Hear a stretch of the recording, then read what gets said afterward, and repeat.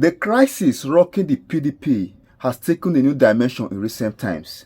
Many has concluded that the crisis cannot be resolved till 2027 general election. However, a former secretary of the PDP is out to give the modalities to reveal the strategies they are putting in place to resolve the crisis as we approach 2027 general election. Listen to him and share your thoughts. Before we go to the nitty-gritty of what's playing out in your party, just a few days ago we saw what happened, and I think a few days ago we saw another proposal for the suspension of the embattled national secretary who is at the Supreme Court. But before all of that, let's talk about some of the things that have happened at the National Assembly. Two things basically, and they all happened in the Senate.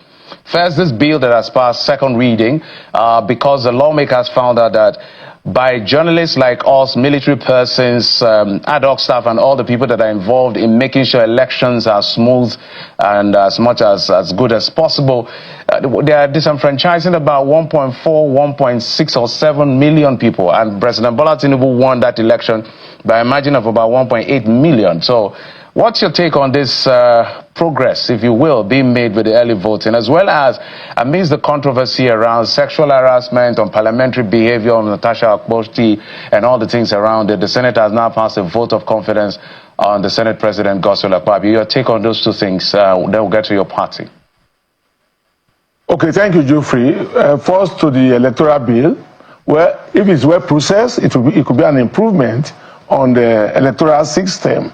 However, since the bill is going to go through the public hearing, and Nigerians will have the opportunity to review, to study, and to make sure that it is not to the favor of any group of persons or party, is a welcome development.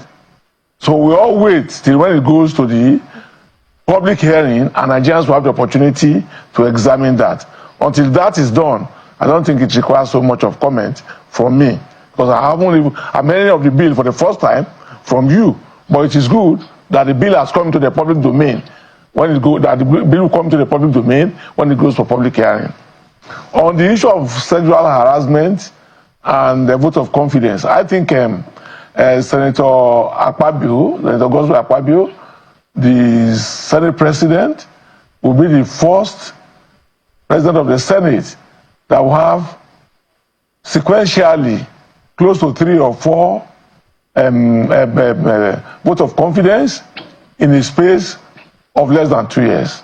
And I think that should be worrisome to himself, to the Senate as an institution, because the concept of vote of confidence, if you understudy it, it shows that there is crisis and the presiding officer needs to be protected or need to be reassured that the floor is with him. That is why you talk about vote of confidence. So I think that the fact that vote of confidence has become a recurrent decimal in this particular Senate shows that there is no peace in the Senate. And if there is a peace, if there is peace in the Senate, then it means that it could be the peace of the graveyard. Okay, I just wanted your take on that because Nigerians are commenting at different fora. We've always explained that there are 3 issues in front as far as Natasha Akpoti, the senator, is concerned. One has to do with the parliamentary conduct. The other has to do with defamation and counter-defamation. That is the subject of adjudication. And then the last, which is the most prominent and sensitive, has to do with that sexual harassment that she took to the International Parliamentary Union. But let's come to your party. One of the latest things that has happened, which I'd like you to speak to, has to do with, is it a fracas or the face-off that happened at the National Secretariat? Maybe you let us in as to what played out. But my interest is the recommendation by the Tommy Kimmy National Disciplinary Committee, yes, that's what it's called, led by High Chief Tommy Kimmy, recommending that Senator Sam Ayan will be suspended. They recommended that to NEC. How did they come to that point? Because I know that his case is still a subject of, is still pending at the Supreme Court. Well, those are 2 separate things. The case at the Supreme Court has to do with the decision of the Southeast geopolitical zone of our party to elect a replacement for Senator Sam Ayan, having gone to contest election. And the case has gone through the processes of other segments of the court, like the High Court, like the Court of Appeal, where Senator Amaewhule was unable to win. Then he proceeded first to the Court of Appeal to go and ask for stay of execution. Then he has gone to the Supreme Court to ask for stay of execution and to also look at the substantive matter. That one is ongoing. You will recall that in the course of the week, that the Supreme Court did take a decision on the issue of stay of execution, which means that there wasn't a stay, but the substantive matter has been heard and judgment is being awaited. Now that's one issue. The second issue is the fact that people loyal to Amaewhule or Senator Amaewhule were going to stop a meeting of the party at the National Secretariat. And there was an engagement, a scuffle, so to say, within the workers in the party, as well as members of the party, and those who came to say that meeting was not held in the Secretariat. And at the end of the day, the meeting held. Now you're asking about the decision of the National Disciplinary Committee to recommend suspension or expulsion of Senator Amaewhule.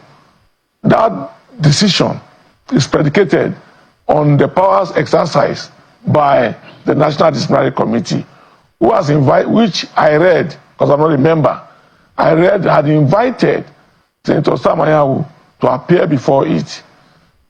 They have repeated the invitation for a second time, which he has not appeared. He has not appeared before the committee. However, he pointed to the issue of his matter that is before the Supreme Court. And in the decision of the National Disciplinary Committee, they said that they have not seen anything in his response or in the matter before the Supreme Court that showed that taking a decision on him will affect what is going on in the court. That's all that I know about it, Geoffrey. So, I want you to look at, because I know you can't be objective, because you say you're also a journalist and you're a politician, so you wear two caps all in one. Now, is it not worrying? The reason I had to raise, there are a couple of issues I will point out as to some of the concerns about the state of the PDP. One of which is, how come an election is coming up in November? Correct me if I'm wrong, but to the best of my knowledge, an election in Anambra State, governorship election, and no one has picked the party's ticket or the party's form to run for governor. Explain to us what this means, because it's almost inexplicable. Geoffrey, maybe you are not following the trends in the party. I think somebody has picked form, one person. Okay. And I'm aware that a committee, somebody Nwafo or something like that, has picked a form. I had also come out in public to raise the fears that we don't have an aspirant in Anambra, and I put the blame at the doorstep of the national chairman of the party, Ambassador Asue Ighodalo. But however, today, as of today, somebody has picked form. Somebody Nwafo has picked form. A committee has been constituted to screen him, and I think he has even been screened. So that's where we are. As you know, Geoffrey, Mr. Alobade, just a moment as you continue your thoughts. A lot of challenge. I will allow you to just, you see what you have said, you have to labor to remember the person, now pick a form in a party, like the People's Democratic Party, like some time ago, people would literally die to get a ticket, whether they win or not, just to have their name as a former governorship candidate of the party. And now, people are leaving or choosing not to pick form. So what is the leadership doing to reposition? I guess that's my question. That's my curiosity, because it doesn't look good at all. And I keep challenging every day. Maybe I have to bet with you at some point to say we have to be betting as to when neck will hold, because you tell me neck will hold, I say it will not hold, and it will not hold. I don't like to be a prophet of doom. So is it not concerning? Well, it's concerning, but Geoffrey, I can also tell you that by the event that happened today, I mean the inauguration of the South-South Caretaker Committee, under the leadership of Emmanuel Ogidi, I think it appears that the national chairman of the party, Ambassador Elias Udamagum, has gotten a wake-up call.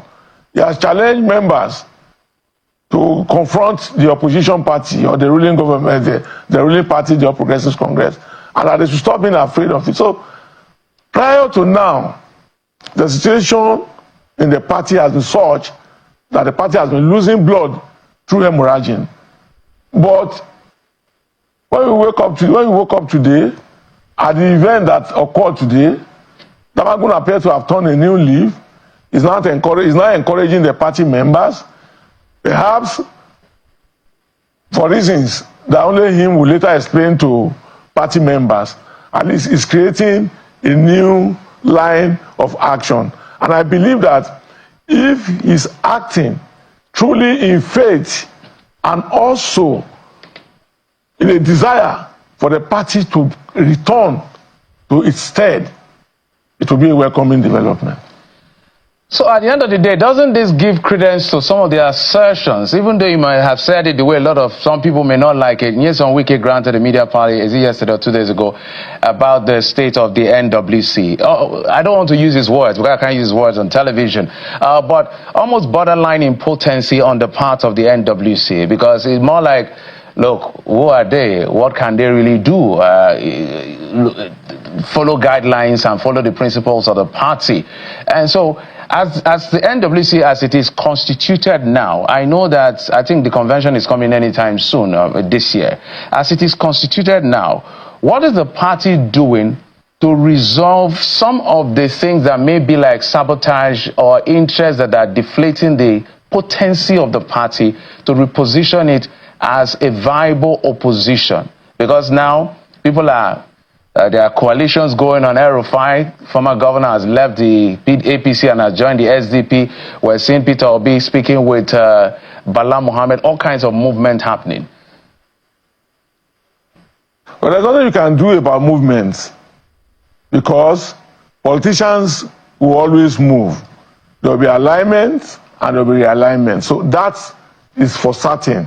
And there's hardly anything that we can do about that.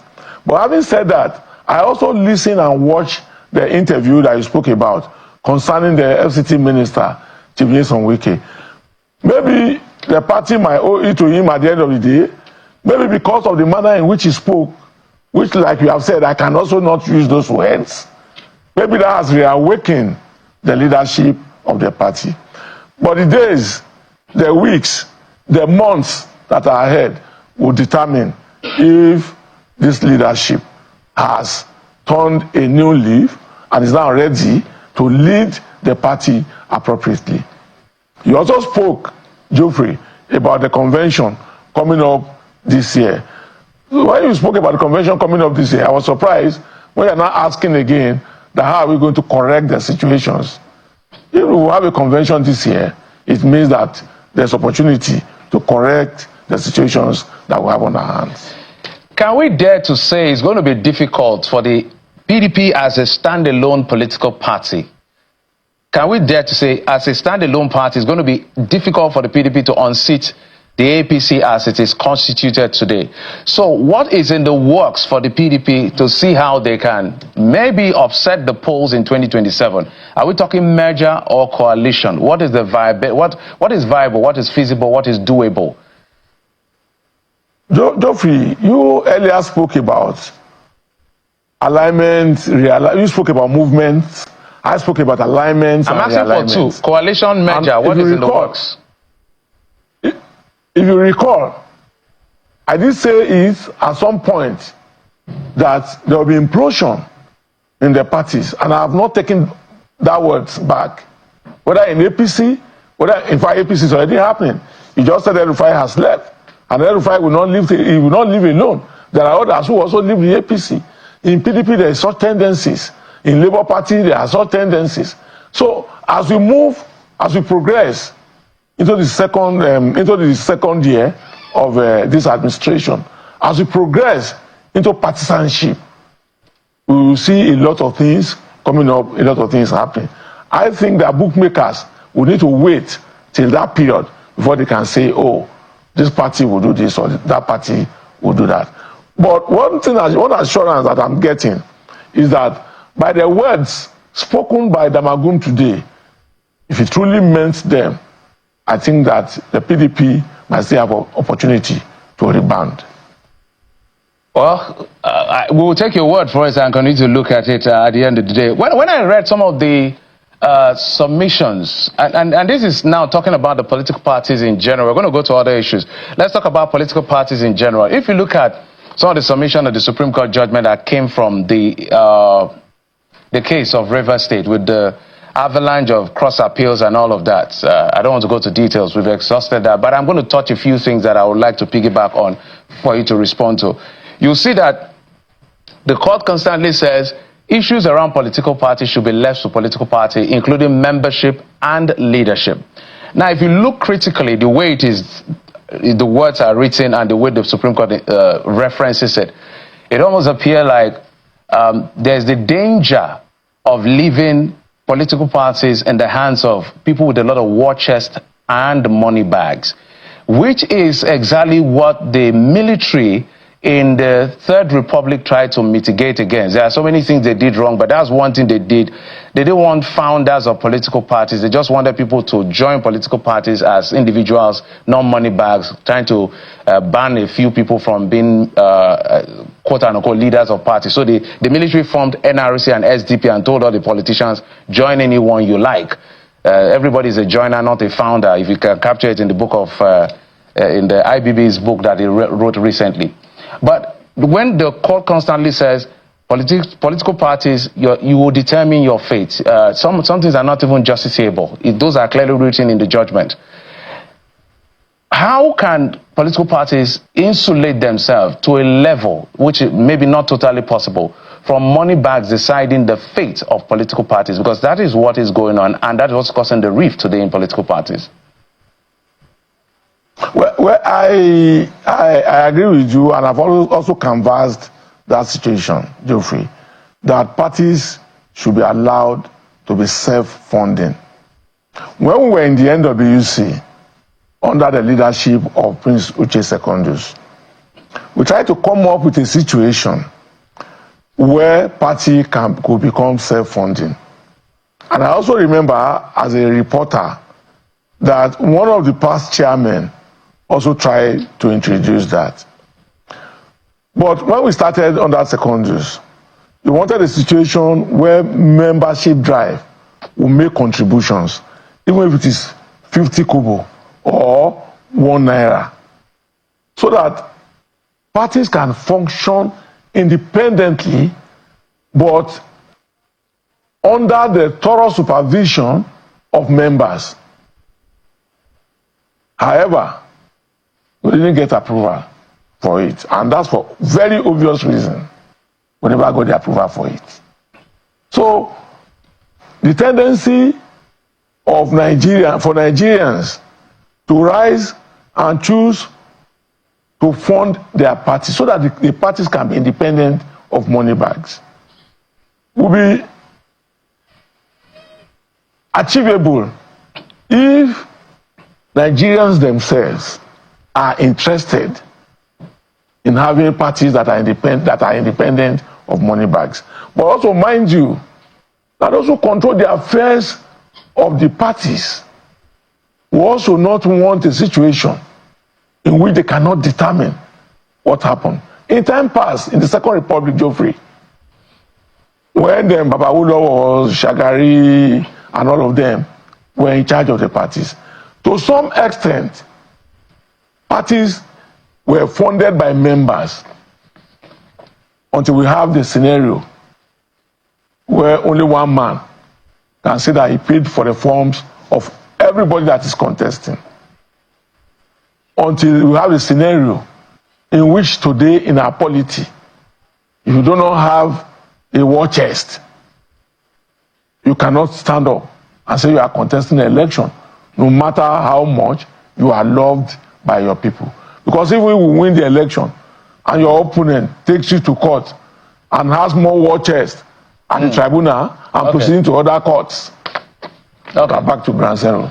In winding down, Mr. Ologbodinyo, we should have found ourselves. In winding down, Mr. Ologbondiyan, let's talk about what your party is going to do about the scale of defection. Because it is part of this. Of course, the Supreme Court has ruled on the issue of Rivers State. That case that is Justice Joyce Abdulmalik's case that ended at the Supreme Court, withdrew strength from Justice James Omotosho and the appeal court, which was a case filed before the defection. But part of what the Supreme Court said, the Supreme Court did not even go to the issue of what constitutes division and all of that. There's a locus classicus to that effect. It was the fact that the chairman of the PDP told the court, which on record, that he said, these guys are still members of our party and they are paying dues. The chairman of the APC said, they are not members of our party, they are not paying dues. So that was some kind of the premise. So the court couldn't even get to the point of whether there was division or not. But now more people are defecting from your party. Perhaps more will defect in the name of alignment and realignment. Is the PDP going to pursue a legal case here to gain back the seats at those assemblies where those things are possible? That's the final question for you. Well, Geoffrey, that depends largely on the position of the working committee. I'm not a member of the National Working Committee. So the decision to go after the seats that have been vacated or not lies with the National Working Committee, under whose purview it is to run the party on day-by-day basis. What they can do is to bring report back to the National Executive Committee. But as we speak, one of the reasons why we had such defections is because there was no order in the party and the system was breaking. Well, like I said earlier on, before we have the convention, if Damagum can mean the words that he pronounced today, perhaps it will build more courage in the hearts of party members and party leaders. Thank you.